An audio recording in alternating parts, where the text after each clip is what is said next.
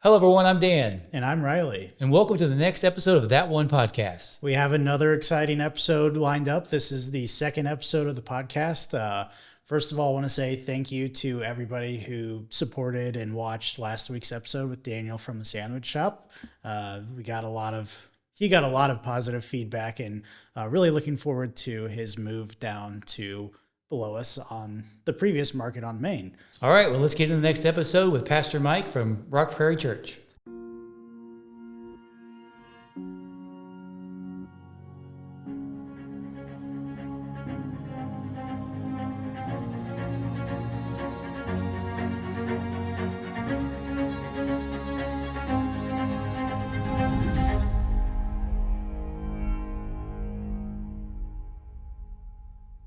Welcome back to another episode of That One Podcast.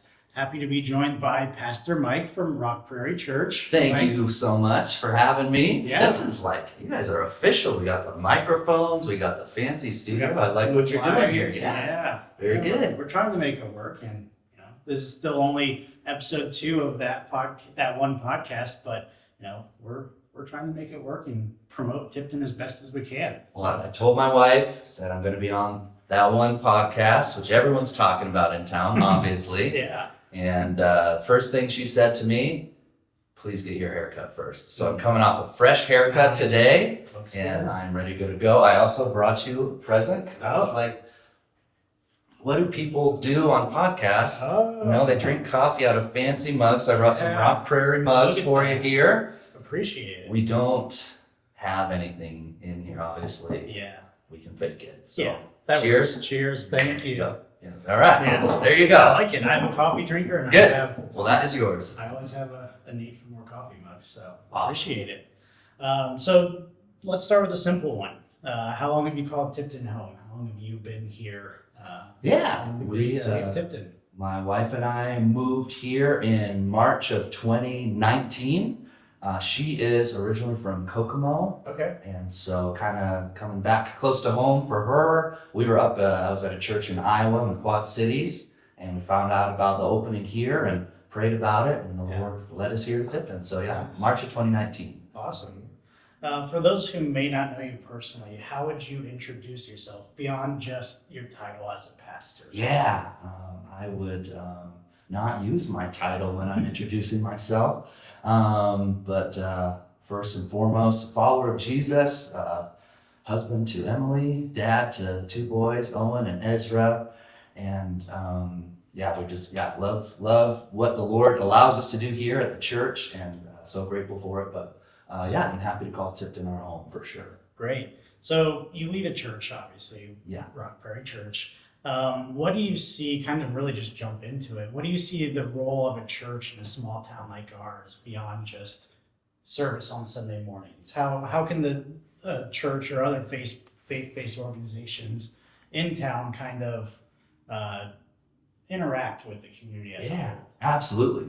I'm gonna try not to preach to you here, Yeah. but I can't help it if a little bit leaks out. But All right. and when I talk about the church, I'm not just talking about our church, Rock Prairie. I'm talking about just kind of capital C church. So the church as a whole, but then kind of the local bodies that make up the church as a whole. Ours being one of them.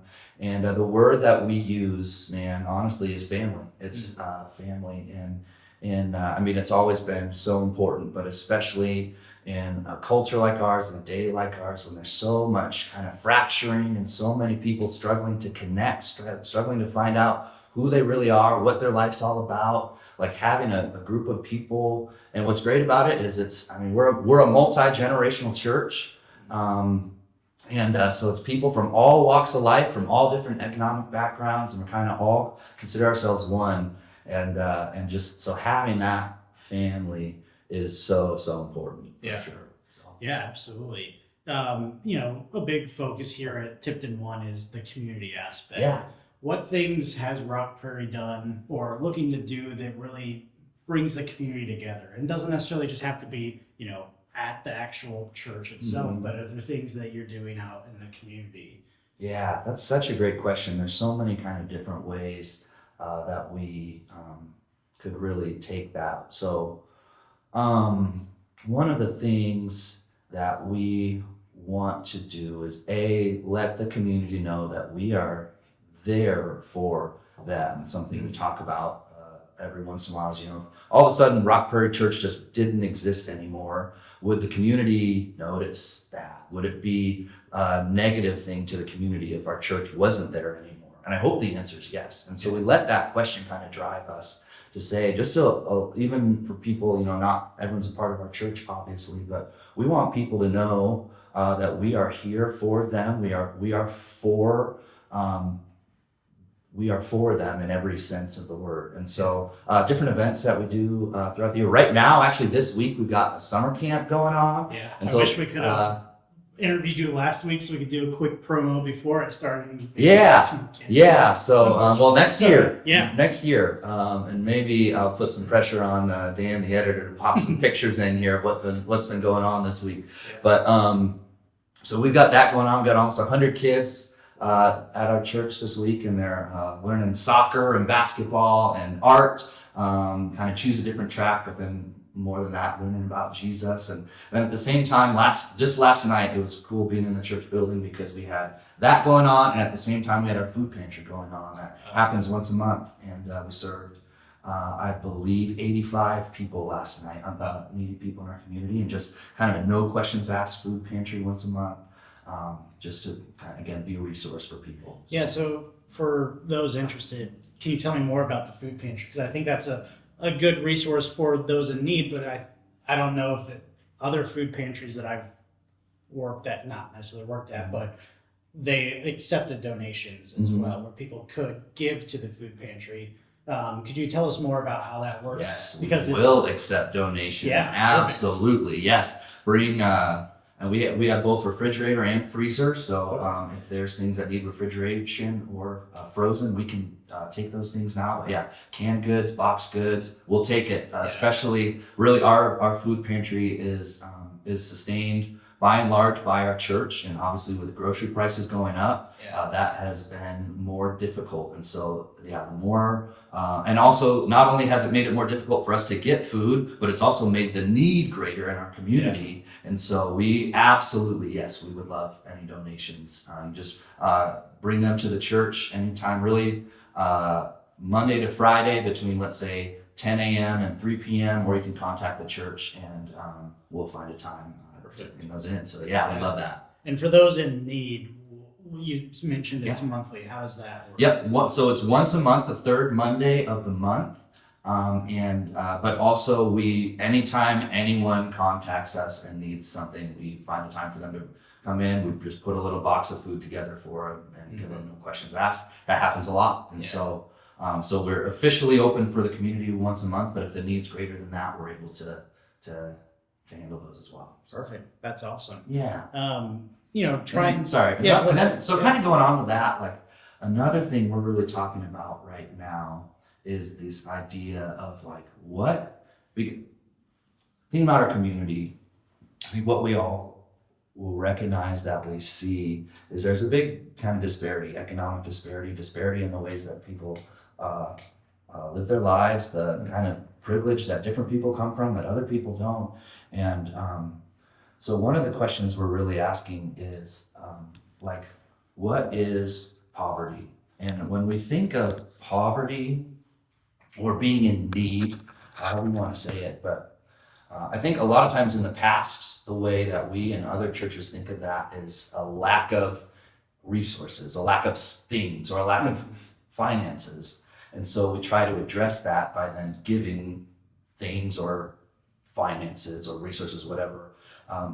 That doesn't always kind of fix, maybe there's often underlying issues that are going on.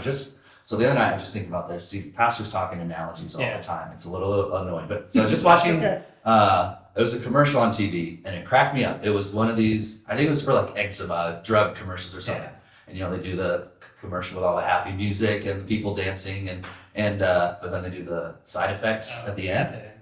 And the guy at the end is like, make sure you tell your doctor if you're experiencing a parasitic infection. And I was just thinking to myself, like, imagine going to the doctor for like a rash, but not telling him that you have actually parasites. Like, I should probably mention that. And it made me laugh, and I just have that kind of sense of humor. But then as I thought more about it, it's like, I think that actually all people are not able all the time to actually know what is their deepest need. You know what I mean? Yeah. So your felt need might be different than your deepest need. You might think, this is the situation I'm in, this is what I need to fix that situation. And those things might bring a temporary fix, but it might not bring a long-term fix. Yeah. And so what we're actually in the middle of doing right now at our church is having these conversations of what does it mean to address the whole person? Because we've had a lot of people come to our church and from our community over the last couple of years, especially like asking for money for like utility bills, things like that, or rent's overdue and they're going to be kicked out and they have kids, like hard stuff, man. Yeah. And what do we do? And so we have for the last years given a lot of money to people in our community in those kind of circumstances.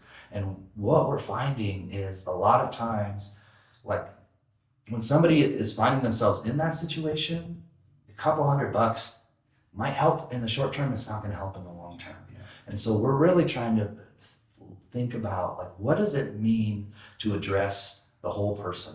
Like really the issues that are underlying poverty. And so there's going to be spiritual issues. There's going to be emotional issues. There's going to be relational issues. And so this is where I'm not trying to preach at you, but it's going to leak out a little bit. Like that's where we believe like Jesus came to be an example to us of how to address actually our deepest need. And so we want to be like Jesus in that way, and the way that we reach the community. So that's why to answer that question is like, we want to be there for people. We want to love people, want to give people opportunities to have fun as kids and do family events and different things at the church. We want to be there to help people in need, but we, at the very root of it, we want to be able to address the deepest need. Yeah. So, yeah, that's awesome. Because a lot of it is on the surface, but there's much more usually beyond the surface. And when you're there, like you don't always see it. Yeah. And it can take somebody else actually walking alongside you and in relationship, helping you see things that maybe you couldn't see yourself. And we all need that. Like I need that. Like none of us are meant to do this alone. But especially when somebody's in that situation, maybe they haven't had that for their whole lives. And so we want to be that for people. And so, if anyone's listening to this who like you're just kind of thinking like that's me, we would love to talk with you and meet with you and just begin that journey with you, not in a judgmental way, not in that we're going to tell you exactly everything that you need to do, but just to walk alongside you and kind of help you see what Jesus wants you to know. So yeah, no, that's great. And kind of going back to the community piece, not necessarily just Rock Prairie, but how do faith-based organizations play a part in the sense of community, especially in a small town like Tipton? There's 5,000 people. Yeah. But how many churches are in Tipton? A lot. Exactly. Right? So how do those organizations they don't always have to work together, but as a whole, how does that group of organizations kind of impact community pride, spirit, and engagement? Oh man, I'll tell you what, the ways I see that the most, especially are like when there's tragedy, when lost a young man in the high school and different things that have happened. You see the churches just like they're not the first medical responders, but the first spiritual responders. And the way that you see people going above and beyond, and not seeing people in terms of, are you a part of that church, are you part of this church, but just like being there for one another. Seeing pastors from our community that are sacrificing their time, their energy to be able to go and minister in these situations. Like, man, that's what makes me proud to be part of a community like ours. And there's a lot of great churches in our community. So again, as much as I love our church, like I would first and foremost commend whoever's listening to this, if you don't have a church home, like try a few churches and just pray about it and see where the Lord might be leading you to join. So I think that's so important. Yeah. So you interact with a lot of people on a weekly basis. Yeah. What do you think brings people together in such a small town like this? Like from your experience talking with people, is there a common trend, a common thread? Obviously the church plays a big part in people you interact with, but just as a whole, is, you know, what are people saying or communicating to you that really brings them together? I don't really know what you like. Can you explain a little? Yeah, like, is there a common thread? Like, obviously the church brings in people to church, but, you know, Yeah. there's people that attend the church that also go to the pork festival. Yeah. Is it just kind of creating like, I envision it as being like creating opportunities for people to gather. Yeah, absolutely. Yeah. Yeah, having a sense of community. So I grew up in in the suburb of Chicago up until 8th grade, and it's Wheaton, Illinois, and grew up there in the Michael Jordan years, which was awesome. But so then we moved to a small town in Ohio that's like exactly the size of Tipton, farming community, in 8th grade. And so all my friends before I moved were like, "Oh, you're moving to this hick town and you're just going to be spending all day shooting squirrels off your back porch." And I was like, "It's not like that." And then I showed up and I went over to this kid, like right when I moved in, this kid named Alex Burnett. And I went to his house. He's like, "Come in." And he brought me up to his bedroom and he was shooting squirrels out of his bedroom window. I was like, "Oh, this is like that." Yeah.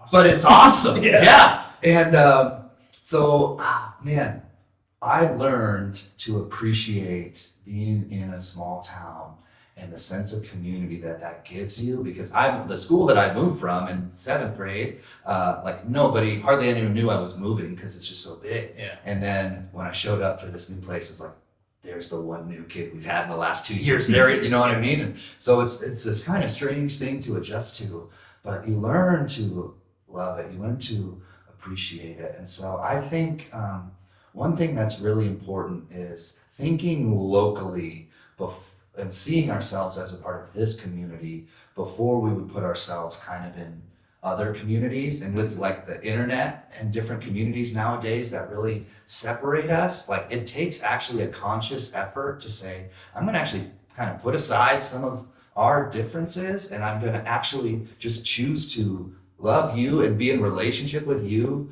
and spend time with you simply by virtue of the fact of we both live here and this is our place. Yeah. And so for a community, that's where it's like people way smarter than me that kind of need to think on a community level how to make that happen. But opportunities for relationship, opportunities to rub shoulders with one another, opportunities to see the same people over and over again. And those are the kind of things that make living in a small town special. So yeah, I think you touched on a really important piece there, is that there are groups of people that have their own things, but small town politics have a big impact on what people say and do in the city of Tipton specifically. And, you know, at the end of the day, especially the small business community, it's like we're all trying to survive. We're all trying to start a family, grow a family, whatever it may be. And to do that, we have to support each other. Yeah.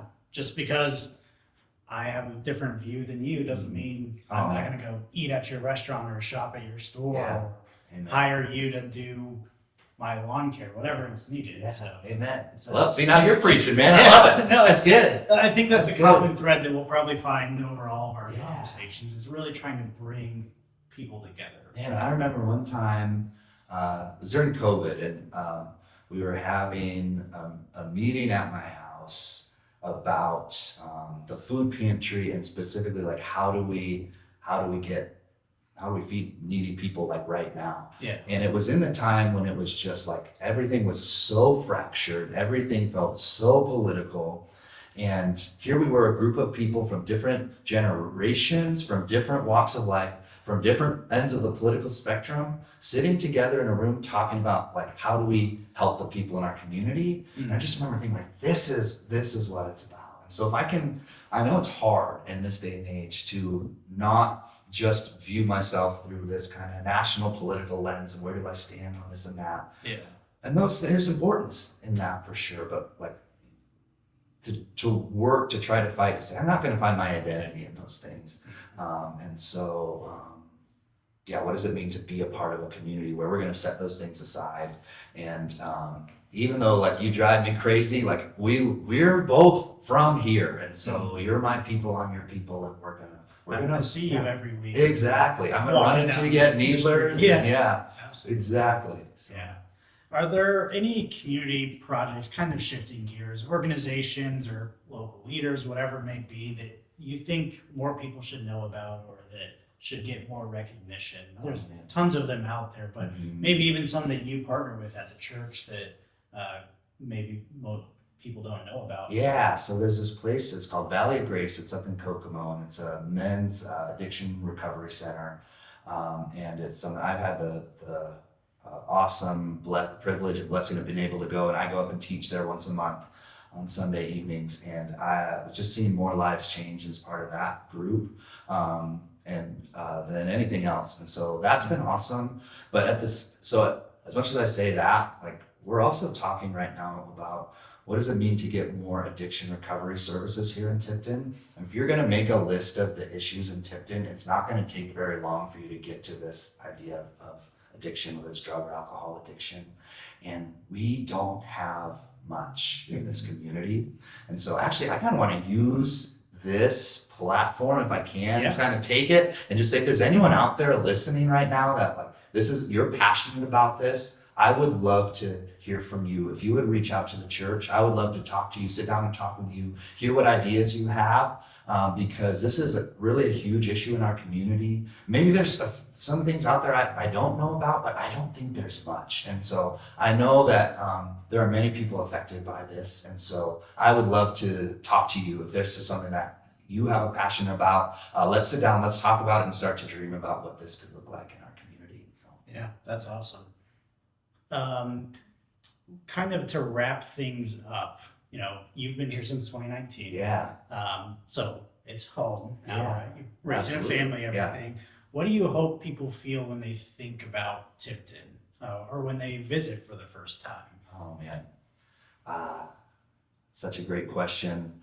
It's such a unique place. It's such a unique culture in so many ways. I remember, so funny story, right when we moved here, it was 2019, there was some festival that was going on in the city. They were celebrating some anniversary or something. I don't know. Okay. There was going to be Pork Fest? It wasn't Pork Fest. It was some anniversary. There was going to be a parade. It was in the summer, and it was that early summer, and it was that year when they had all the, kind of like this year, but all the rain, farmers couldn't get crops in the field. Yeah.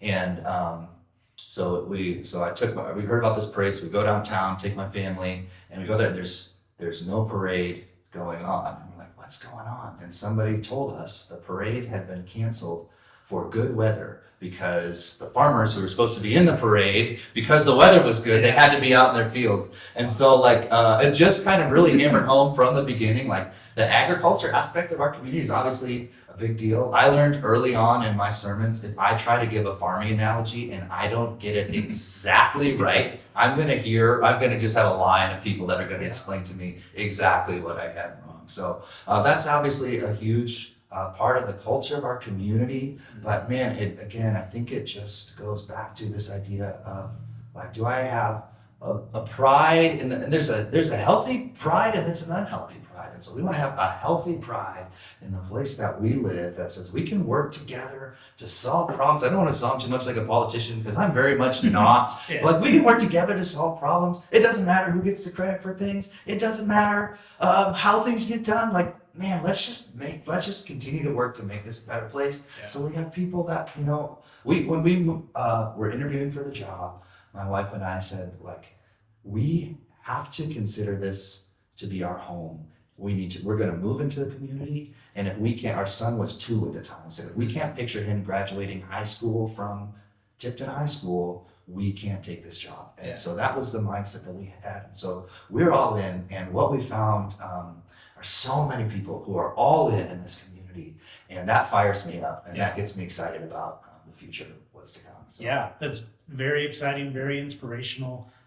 To close, if you had one piece of advice or one piece of hope for the community, especially, times are crazy, whatever, national politics, people get tied up in, but, one piece of advice moving forward for the community to keep growing and coming together, what would that be? Oh man, I feel like I just landed the dismount on the other question. Now you're making me think about it again. So you're teeing this up for me. Yep. I'm a pastor, so I got to say, first of all, Jesus. It's Jesus. Yeah. And He's the hope. And if you are feeling lost, if you are feeling unworthy, I just think about the parable of the prodigal son. Look it up and read it. It's a guy who thought he had blown every chance, and he returned to the Father, and the Father welcomed him. And so first of all, it's Jesus. But second of all, it's people. The people that I work with are people who have been changed by Jesus, but it's people in our community who are willing again to put aside differences, work together, and make things happen for this place that we all love and all call home, and we all want it to thrive. Yep. And so remembering we're on the same team is really important. But man, I do have so much hope for sure. Awesome. Yeah. Well, that was very inspirational. Thank you for your words of wisdom, all the resources you've shared. Hopefully that can be just a helpful piece of information for everybody watching too that might not know about some of these options in Tipton or surrounding communities. So really appreciate it. Thanks for stopping in, and also Cheers. Cheers. Thanks for having me. Thank you.